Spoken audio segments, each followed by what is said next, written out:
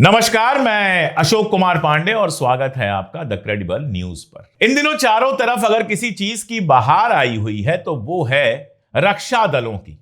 कोई हिंदू रक्षा दल है, कोई गौ रक्षा दल है, कोई सनातन रक्षा दल है, कोई सनातन मंडल है, कोई ये है, कोई वो है। जो नाम सामने मिले वो नाम रखो, चार लठ हाथ में लो, भगवा कपड़ा डालो गले में और सड़क पर निकल लो और इसके आड़ में जैसे धंधे करना चाहो वैसे धंधे करो।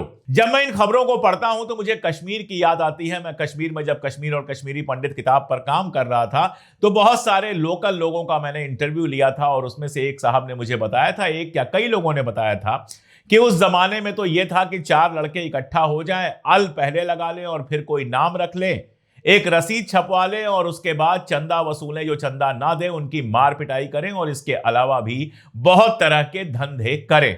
मुझे एकदम से याद आया कि आज वही चीज कम से कम उत्तर भारत में तो चल ही रही है। नाम बना लिया जाएगा हिंदू रक्षा दल, फला रक्षा दल, ढिमका रक्षा दल, सनातन ये सनातन वो, और उसके बाद काम ऐसे किए जाएंगे कि इंसान को शर्म आ जाए। मैं जिस घटना की बात कर रहा हूं उस पर तो आऊंगा ही, लेकिन उसके पहले इनकी असली औकात क्या है वो थोड़ा सा समझ लीजिए। राहुल गांधी को जान से मारने की धमकी दी गई, वीडियो बनाया गया, वीडियो सामने आया और सामने आया तो बवाल मचना ही था। मैंने तो स्क्रीनशॉट लेकर जो पोस्टर बना हुआ था उसको लेकर लिखा कि ये राहुल गांधी समेत 25 लोगों को गोली मारने की बात कर रहा है। अगर पुलिस पकड़ के इसको 26 डंडे लगा दे तो ये जो सस्ता गोडसे है जिंदगी में दोबारा इस तरह की बात नहीं करेगा। और आप देखिए थोड़ी देर बाद जब वो गिरफ्तार हो गया तो वो रोने लगा। बताया जा रहा है कि जो आदमी राहुल गांधी और बाकी लोगों को मारने की बात कर रहा था वो थाने के अंदर बैठकर बच्चों की तरह रोने लगा फूट फूट कर, और उसने कहा कि इस वीडियो से मेरा कोई रिलेशन नहीं है,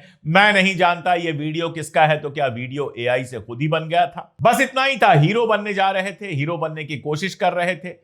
कोई रक्षा दल, गो रक्षा दल चलाते हैं, पकड़े गए तो कहने लगे मैं तो सनातन को मानता हूं। अरे सनातन को मानते हो तो कहां लिखा था कि राहुल गांधी और 25 लोगों को गोली मारने की बात करो? पकड़े जाते ही सब सनातन गायब हो गया। लगा था इनको कि ओम बिरला के करीबी हैं, बचाने आएंगे। ओम बिरला बचाने नहीं आए तो इनकी सारी हेकड़ी निकल गई और थाने में बैठकर रोने लगे। यह किस्सा मैंने क्यों सुनाया? यह बताने के लिए सुनाया कि ये जो गुंडागर्दी करते हैं इनके सीने में कोई खास हिम्मत नहीं होती, कोई खास बड़ा दिल नहीं होता। ये अक्सर बेहद डरपोक लोग होते हैं जो ये मान के चलते हैं कि ताकतवर लोग हमारे सर पर हैं तो हमारा कुछ हो नहीं सकता। आप देखिए, पहले दीपक ने खुद को मोहम्मद दीपक कहा तो जो गुंडे आए थे भाग गए, उनको मारने की धमकी दी गई, सब किया गया, लेकिन सारे गायब हैं, किसी की हिम्मत नहीं पड़ी क्योंकि मामला बड़ा हो गया था। पुलिस वहां पर मनमानी करने नहीं देती तो डर के मारे सारे के सारे भाग गए। और ऐसे कितने ही किस्से हम सुन चुके हैं, लेकिन आज आपको किस्सा सुनाता हूं बरेली का, जहां की घटना सुनकर जानकर आप दांत तले उंगली दबा लेंगे कि क्या क्या तमाशा चल रहा है। हिंदू जागरण मंच के कुछ लोग जो हैं बरेली में जो स्पा सेंटर बने हुए हैं वहां गए। इनका आरोप यह है कि उन्होंने वहां पर वीडियो बनाया और स्टिंग ऑपरेशन किया और स्टिंग ऑपरेशन में यह पाया कि वहां पर युवा लड़कियों से धंधा कराया जा रहा है। अब देखिए, स्पा सेंटर्स के बारे में तो मैं ना ही बात करूं तो ठीक है। यह हकीकत है कि स्पा सेंटर के नाम पर देश भर में जो ये स्टाइलिश दुकानें खुलती हैं, बड़े सुंदर सलून टाइप की चीजें खुलती हैं, यहां क्या क्या हो रहा है कोई नहीं जानता। और ये कैसे हो रहा है ये भी मुझे आश्चर्य हो रहा है कि पूरा शहर जानता है वहां क्या धंधा चल रहा है, लेकिन पुलिस को पता नहीं चलता। तो स्पा सेंटर अनैतिक चीजों का केंद्र बन गए हैं, इसमें कोई दो राय नहीं है। लेकिन देखिए, इसमें भी इन्होंने हिंदू मुसलमान कर दिया। इन्होंने कहा कि ज्यादातर स्पा सेंटर के मुसलमान मालिक हैं और हिंदू लड़कियों के साथ कर रहे हैं। खैर, जो है वो हुआ। मजेदार बात उसके बाद है। यहां तक तो जो हुआ चलिए ठीक है। आपने एक नागरिक के चलते, एक जागरूक नागरिक के चलते आप वहां गए, आपने स्टिंग ऑपरेशन कराया और स्टिंग ऑपरेशन करने के बाद पुलिस को सूचित किया, स्पा सेंटर्स पे ताले पड़ गए। इसके लिए मुझे कोई दिक्कत नहीं है, भले हिंदू मुसलमान के बहाने से, लेकिन कम से कम एक अनैतिक काम तो आपने बंद कराया जहां जाहिर तौर पर हिंदू मुसलमान दोनों बच्चियां वहां पर बर्बाद की जाती होंगी, वहां पर इस तरह के धंधे चलाए जाते होंगे। इससे मुझे कहीं कोई दिक्कत नहीं है। यह बंद होना चाहिए था और बंद आपने कराया, अच्छी बात है। लेकिन असली किस्सा शुरू होता है इसके बाद जब एक स्पा की मालकिन के पास फोन पहुंचता है। यह फोन पहुंचता है आशु यादव का। आशु यादव कौन है? ऋषभ ठाकुर का दोस्त है, साथी है। ऋषभ ठाकुर कौन है? याद कीजिए, पिछले महीने की बात है। बरेली में एक बच्ची अपने दोस्तों के साथ एक रेस्टोरेंट में पार्टी कर रही थी। वहां ये पहुंच गया था अपने लोगों के साथ, गुंडागर्दी की थी इसने, और उसके बाद पुलिस ने इसको जिला बदर कर दिया था, यानी बरेली में ये पैर नहीं रख सकता। तो इसके साथ ही आशु यादव ने फोन किया, ऋषभ का नाम लेकर हड़काया भड़काया, कहा कि ऋषभ को जानती हो ना, वही जो कैफे में गया था और फलां ढिमका, और उसके बाद पैसों की मांग की। ऋषभ ठाकुर ने यह दावा किया कि स्पा सेंटर में लोगों को उसी ने भेजा था और पैसों की मांग की कि अगर पैसे मुझे इतने मिल जाएंगे तो मैं खुद खड़ा होकर, पुलिस की चिंता करने की जरूरत नहीं है, मैं खुद खड़ा होकर तुम्हारा स्पा खुलवा दूंगा। बाकायदा 17 मिनट 31 सेकंड की क्लिप है, जो शायद आपने देखी होगी, ना देखी होगी ढूंढ के देखिएगा। ट्विटर पर और फेसबुक पर यह क्लिप वायरल है। यानी कुल मिलाजुलाकर खेल क्या हुआ? खेल यह हुआ कि आप स्पा सेंटर में इसलिए नहीं गए क्योंकि आपको अनैतिक कोई धंधा बंद कराना था। आप स्पा सेंटर में इसलिए गए क्योंकि आपको पैसों की वसूली करनी थी। आपको इस बात से कोई दिक्कत नहीं है कि 15, 16, 17, 18 साल की बच्चियों के साथ वहां पर क्या हो रहा है। आपको इस बात से कोई दिक्कत नहीं है कि स्पा के नाम पर, मसाज के नाम पर जिस्म फरोशी का धंधा वहां पर हो रहा है। इससे आपको कोई फर्क नहीं पड़ता, बल्कि पैसों के साथ साथ प्यार भी मांगा गया है। यह तो मैं कहता ही हूं कि इन लोगों के पास प्यार नहीं होता है। अगर प्यार होता तो वैलेंटाइन डे पर डंडा लेकर नहीं उतरते। अगर सीने में जरा सा भी दिल होता तो बेकसूर मुसलमान को मारते पीटते नहीं। अगर सीने में जरा सा दिल होता तो कमजोर के ऊपर हमला नहीं करते। और प्यार तो इनको मिला नहीं है, तो प्यार भी इनको कहां से चाहिए? स्पा सेंटर से इनको प्यार चाहिए। तो उस महिला से पैसे और प्यार की मांग की गई ऋषभ ठाकुर द्वारा। वही ऋषभ ठाकुर जो हीरो बन रहा था एक रेस्टोरेंट में जाकर चलती हुई पार्टी रुकवाकर वहां लड़कों के साथ, लड़कियों के साथ बदतमीजी करके। वही ऋषभ ठाकुर जिसको पुलिस ने जिला बदर किया हुआ है। वो ऋषभ ठाकुर कहता है कि मैंने स्पा सेंटर बंद करवाए थे, मैंने स्टिंग ऑपरेशन करवाया था, और अब जब तुम मुझे पैसा दोगी और प्यार दिलवाओगी, यानी लड़कियां भेजोगी, तब मैं तुम्हारा स्पा सेंटर खुद खड़ा होकर खुलवा दूंगा। जब उस महिला ने कहा कि भाई बंद तो पुलिस ने किया है ना, तो तुम कैसे खुलवा पाओगे? तो उसने कहा पुलिस की चिंता मत करो, पुलिस से बात हो गई है, मैं आऊंगा और खुलवा दूंगा। अब दो चीजें हो सकती हैं। एक तो यह हो सकता है, जैसे हिंदू जागरण मंच के लोग वहां पर दावा कर रहे हैं, हिमांशु पटेल जो उसके अध्यक्ष हैं वो दावा कर रहे हैं कि इन लोगों को संगठन से बाहर निकाला जा चुका है और इन लोगों का इस पूरी घटना से कोई लेना देना नहीं है। तो एक बात यह हो सकती है कि इस घटना के बहाने पैसे की वसूली की कोशिश कर रहा है, और दूसरा यह हो सकता है कि सब आपस में मिली भगत हो, पैसे की वसूली के लिए फोन उसने किया। दोनों हालत में चाहे जो भी हुआ हो, एक बात बहुत क्लियर है कि जो लोग हिंदू रक्षा करने के लिए सामने आ रहे हैं, जो दावा कर रहे हैं खुद के कि हिंदुओं के रक्षक हैं, उनकी नीचता बिल्कुल सामने आती है जब वो स्पा सेंटर खुलवाने के लिए पैसा मांगते हैं और साथ में लड़की मांगते हैं।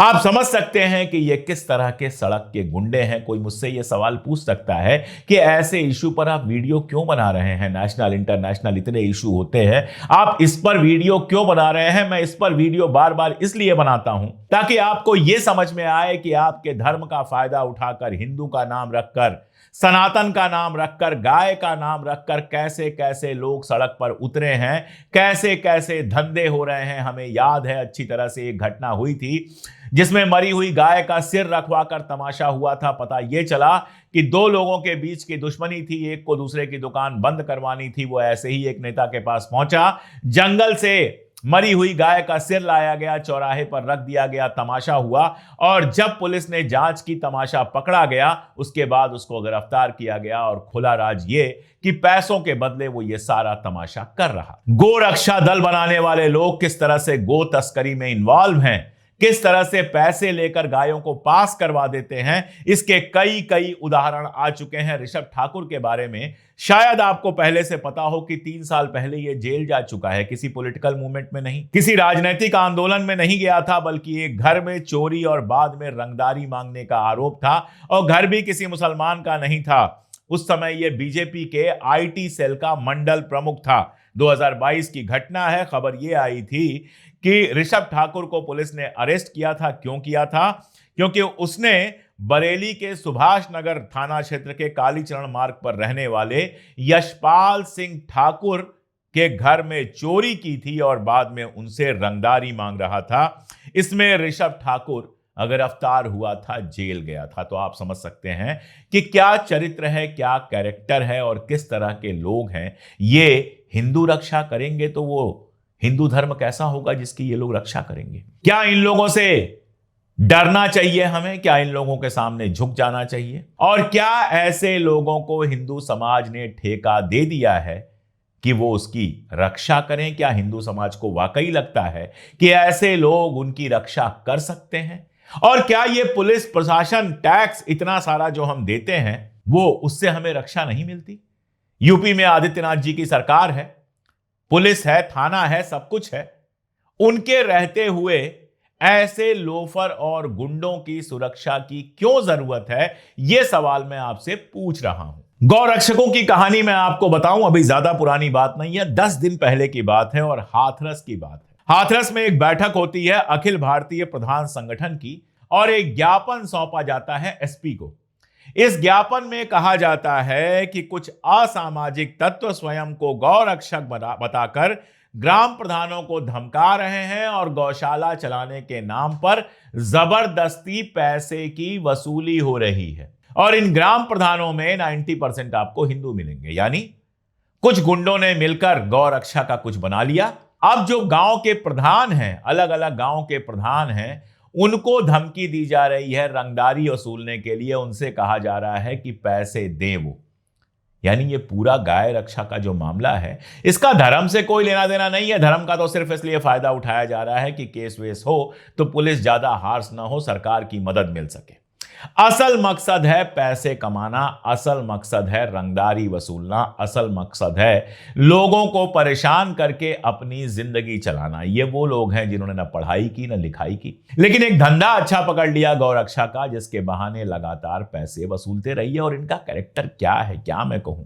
कल मैं एक वीडियो देख रहा था, एक ट्रेन में एक बूढ़े मुसलमान जा रहे थे, रमजान का वक्त है। सोचिए, नमाज पढ़ने के लिए उनको मारा पीटा गया।